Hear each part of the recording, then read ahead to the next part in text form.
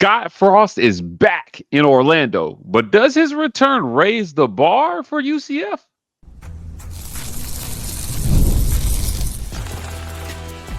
You are Locked On UCF, your daily podcast on the UCF Knights, part of the Locked On Podcast Network, your team every day. Welcome on in to Locked On UCF, your daily UCF podcast. I'm your host, Mike G, and thank you so much for making Locked On UCF your first listen of every day. This episode of Locked On UCF is brought to you by our friends at FanDuel, America's #1 sports book. And joining me for the first word on this episode from the last word on sports is my good friend, Andrew Glukov. Andrew, Scott Frost, it feels like it was yesterday because it was just yesterday. We got news that Scott Frost has been rehired at UCF to be their head football coach. But I want to jump into talking about whether his presence raises the floor and the ceiling. What are reasonable expectations? Let's start with the floor. I think that the floor should be around 7-5. 6-6 is no good for me. I think 7-5 should be the safe floor with Scott Frost as coach, being that he understands the landscape down there in Orlando, and he should be able to deliver a 7-5 season every year. I disagree. I think 6-6 is the floor for the first year. He made it clear during his press conference, one, don't expect undefeated immediately. And two, they're going to work with what they have. And I think that was the better thing that he said. He's not going to, force a square peg in a round hole. He's going to work with what he has, and it's going to take a little bit of time to get a full roster flip to be able to get the kind of guys he wants. This was a team designed for Gus and Tim Harris, not Scott Frost and whoever his offensive coordinator is going to be. So it's going to take a little bit of time to kind of fix that. There's not going to be any some magic potion that's going to fix everything immediately. So I think 6-6 is a very fair floor. That should always be the bare minimum. So you're coming off a 4-8 season. Things didn't quite go right. You know what? 6-6 is positive growth. It gets you to a bowl game and sets yourself up for more positive growth in the subsequent years. My expectations in year one is not particularly high. Yeah, here's my problem with a 6-6 floor. It means that you're absolutely losing a game to somebody you're not supposed to lose that game to. And I think that when you hire someone like Scott Frost, who's had success there before, that the expectation is that you win most, if not all, of the ones you're supposed to win, and you have a healthy split between the ones that are toss-ups. Now look, before we started recording, we talked about the fact that UCF goes to BYU next year. Now, they played them this year. It didn't go so well. But, what is our expectation for how they compete with a team like BYU next year? Should it be fans be satisfied with a close game, a competitive game? Are they okay with a loss at BYU and just saying, hey, this is probably a loss on our schedule? Or should you say, look, man, with Scott Frost as coach, we expect that his coaching enough should be good enough to push UCF into that W column versus teams like BYU? Well, there's a few frames of perspective you can use. One is with the black and gold goggles on, in which they're going to win every game, of course. But realistically, BYU is a really good program, and it depends on who they bring back because college football has become such a transient sport. Basketball always was to a certain extent, but now football's really become transient. Guys are one and done. They're off to another school.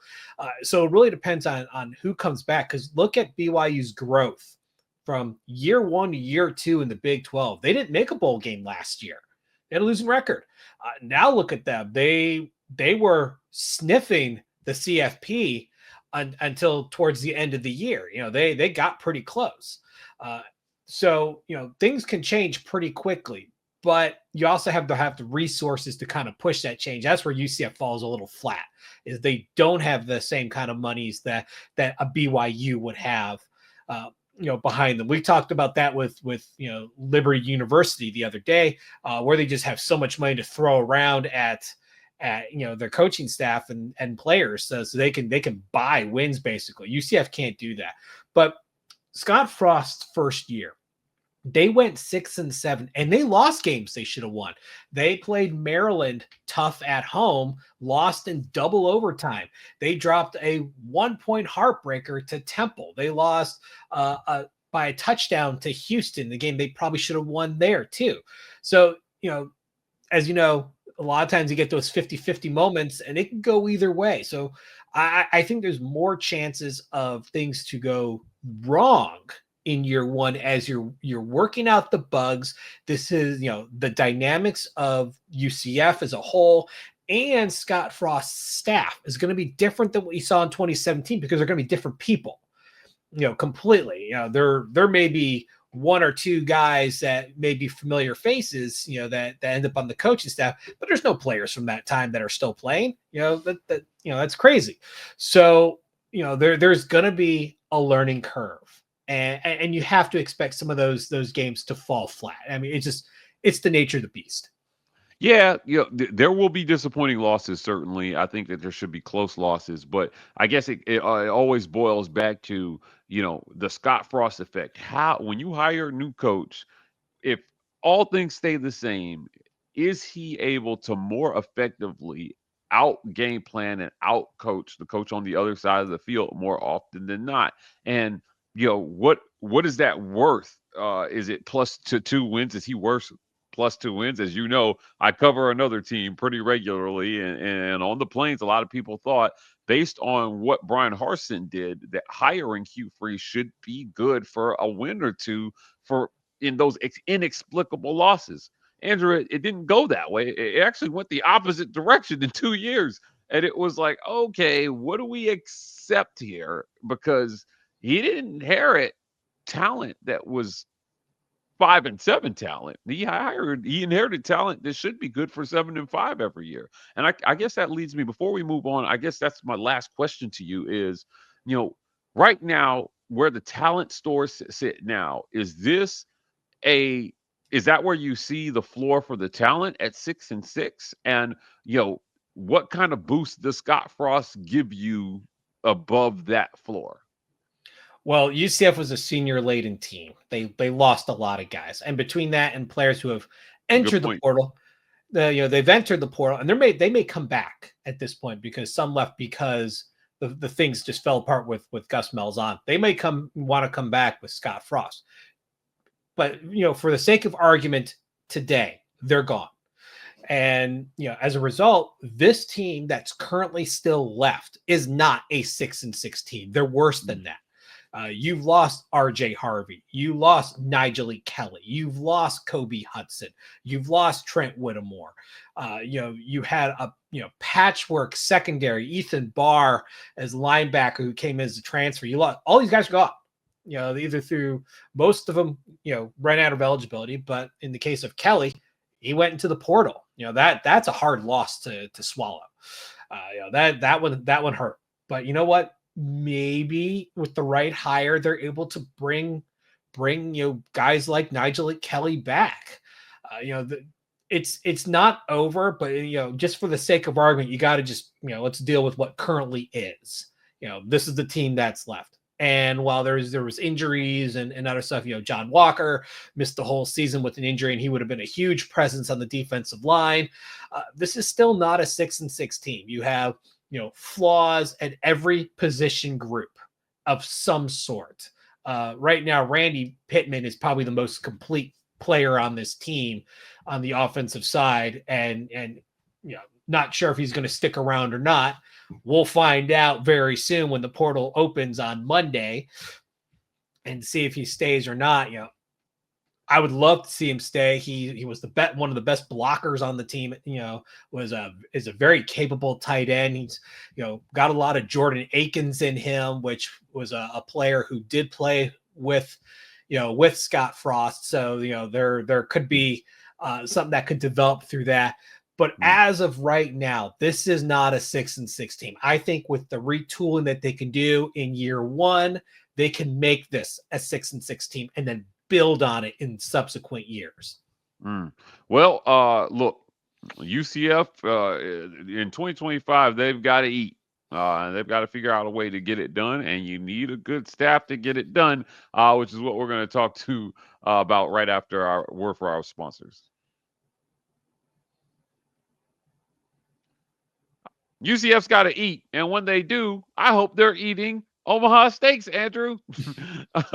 Omaha! Nothing delivers comfort and joy quite like the unrivaled quality and taste of Omaha steaks. It's guaranteed perfection in every single bite. And right now, you can save on unforgettable gifts with a 50% off site-wide at omahasteaks.com. Plus, score an extra $30 off with promo code COLLEGE.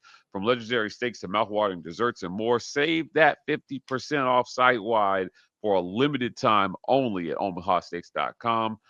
Plus, for our listeners, again, you get an extra $30 off with promo code COLLEGE. So, again, that's 50% off at omahasteaks.com and an extra $30 off with promo code COLLEGE. Minimum purchase may apply. A new coach has got to have a staff, and I want to talk a little bit about this hiring timeline here. He's got to fill out a staff quickly.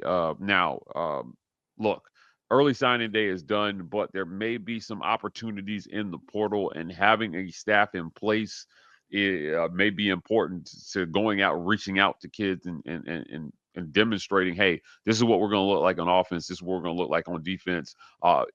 Andrew, in your mind, what do you think here? I think that, filling out your coordinator positions first is probably the most important thing here for Scott Frost. Yeah, and that's where part of the problem is, because his best friend, and I believe best man at his wedding, is Eric Chander, the defensive coordinator from Boise State. Chander and him worked together at Oregon. They worked together at UCF. They worked together at Nebraska. And he was one of the guys that Frost protected when he had some scapegoats to save his job. He protected Chander. And it was shortly after that Frost got let go that Chander got let go. But as we've seen from Boise State this year, their defense is pretty good. Chander has really grown as a defensive coordinator since his since his run at UCF. I could see Frost waiting to get him while working on building the other position groups. Considering their close relationship, he's the one guy I have circled as the guy. The next guy is the one that all the fans want. That's Mackenzie Milton as quarterback coach. Mackenzie Milton was. Yeah. I still have nightmares about Mackenzie Milton. I'd like to point out that Mike was enjoying Auburn's season before Mackenzie Milton ruined it, and it's a beautiful thing, and I'll make sure to remind him of it on a regular basis.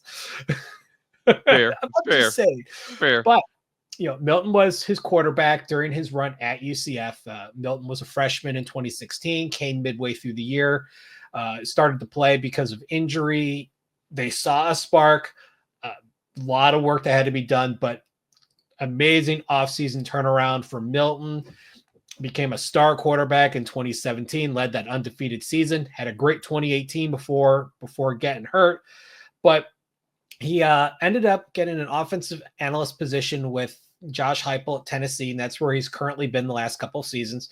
And he's been learning. He's been learning the ropes, and I guess it would be time for him to take that next step. See, the problem at Tennessee is, while it's a cushy job, he's hit a ceiling, and it's not his fault. The offensive coordinator, Joey Halsell, is also the quarterback's coach. So what's he going to do?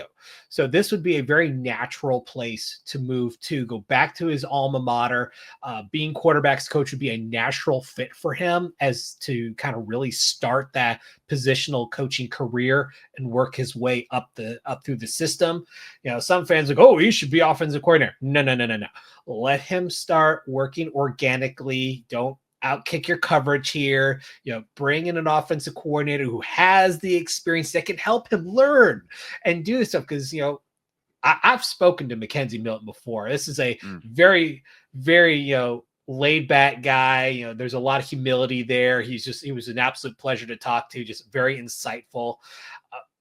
I would love to see him be a head coach one day, but you've got to learn the ropes. You've got to, grow organically. You can't just be thrown to the wolves, because chances are you'll sink more often than you'll swim. So him as offensive, as quarterbacks coach, Eric Chander as defensive coordinator, and then you just start picking pieces together. I'd love to see Sean Beckton stay on board at UCF. He left UCF after many, many, many years as a longtime assistant to go with Scott Frost to Nebraska. Well, he's currently at UCF back. I would love for him to stick around. He's an icon in UCF football history. And who knows where else things may turn. You look at some of these other position groups. I don't know so much if he'll bring the old band back together. Times change. They all got different jobs and they've moved on. But to see a familiar face or two, it would not surprise me whatsoever. Yeah, I like the idea of Mackenzie, Milton. I like the idea of bringing in players that played in your system and understand your expectations and understand how you teach and how you want it executed. That's a very underrated part, I think, of hiring a staff. We see so many coaches go this route where they bring in former players who are looking to break into coaching. You mentioned Milton as an analyst with Heupel. We all know about Heupel's past at UCF as well too. So look, it may be a smart hire for him to bring in guys first and foremost that you trust as a head coach, so that you can delegate, move on, and be the CEO that college football demands today. Look, there's going to be a lot of people betting on the success or the downfall of UCF under Scott Frost. But look, man, we're going to talk about what we should be betting on right after a quick word from our sponsors. This episode of Locked On UCF is brought to you by our friends at FanDuel, America's #1 sports book. Look, over under quick, way too early over under on wins for UCF in 2025. I think 7 wins is going to be the line, the over under line. Okay. Especially you're coming off a 4-win season. A lot of things have to change. UCF's going to be, Vegas gets it, but they understand the nature that it takes time to complete overhaul a system, and a team. So I think 7 wins is going to be, they're going to probably make it like 7.5. Okay. Yeah. They always like to do that 0.5 so they don't have to deal with pushes. So I think 7.5 right. is going to be the line that ends up being the win-loss total. I think 6.5 probably is where I go. But look, man, no matter what side of the line you're betting on, please do it with our friends at FanDuel.com. You'll get $200 in bonus bets with your first $5 bet. Again, that's FanDuel.com. So if they set the line at 6.5 or 7, it's going to be interesting to see. But I think that most fans are going to be looking north of 6 wins in terms of their expectations. Look, I know we're going to be covering every second of it here on Locked On UCF. And Andrew, look, you made your feelings about this hire clear yesterday, and I appreciate that. Before we get out of here, tell people where they can find your work and hear more of what you think about Scott Frost. You can catch my work at on Twitter or Blue Sky at Statboy Drew, and on the Last Word of College Football, which is part of the Last Word on Sports Family. Thank you so much for making Locked On UCF your first listen of every day. For your second listen, go check out our friends over at Locked On Big 12. Our guy Drake Toll leads the conversation in conference realignment news and pulls no punches when it comes to talking about every team in the Big 12, including Scott Frost's UCF. You can find Locked On Big 12 on YouTube or wherever you listen to podcasts. You can find us here back tomorrow with more Locked On UCF.